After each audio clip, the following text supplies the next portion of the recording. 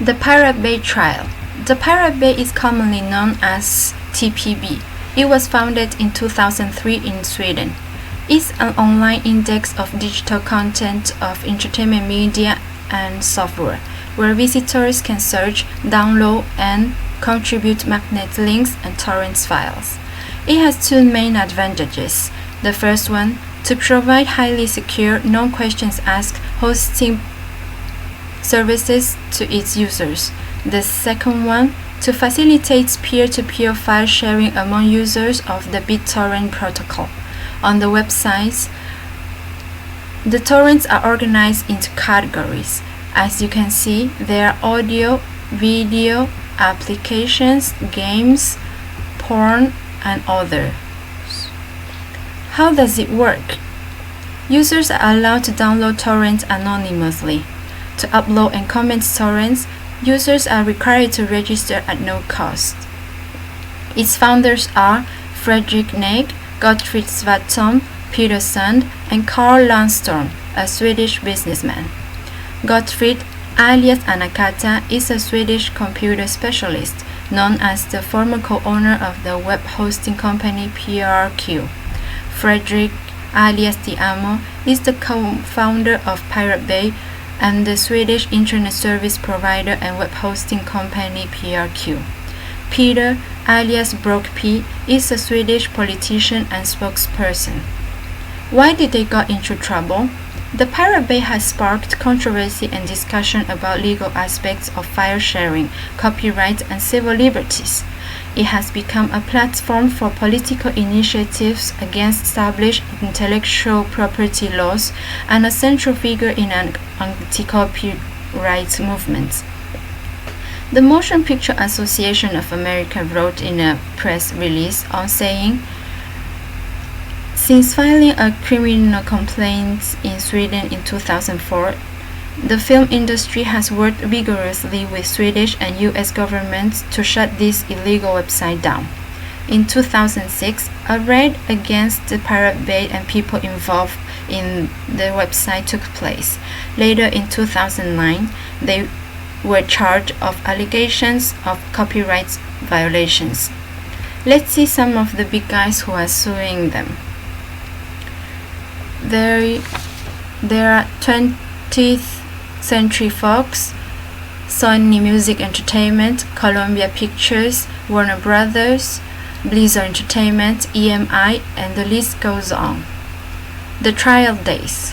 On day 1, the defense lawyer Per Samuelsson stressed to the court that file sharing services can be used both legal and illegally.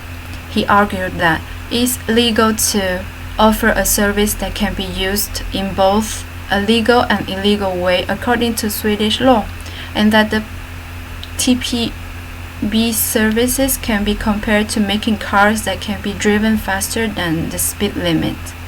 On day 2, half of the charges against TPB were dropped. The prosecutor was unable to prove that the .torrent files brought as evidence were actually using TPB's tracker. From now on, assisting copyright infringement is out. Welcome to the assisting making available.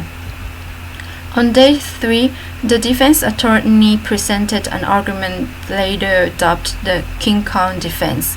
EU directive says that the person who provides an information service is not responsible for the information that is being transferred. In order to be responsible, the service provider must initiate the transfer. But the admins of TPB don't initiate transfers. It is the users that do, and they are physically identifiable people. On days 4 and 5, the prosecution attempted to introduce witness and evidence that had not been shared with both the court and defense during pre-trial. Days 7 to 9, the court heard experts witnesses called by the prosecution and the defense. Finally, the verdict. They are guilty of accessory of crime against copyright law. Each of them were sentenced to 1 year in jail and a total of 30 million Swedish kronor in fines and damages. There were many different reactions on the verdict. So are you in favor or against it? In Stockholm and other cities, the Pirate Party organized protests against the court's verdict. Over 25,000 people joined the Swedish Pirate Party, and over 1,000 protesters gathered in the streets of Stockholm the following day. Protest leader Malin Littorin said, "We young people have a whole platform on the internet, where we have all our social contacts. It is there that we live.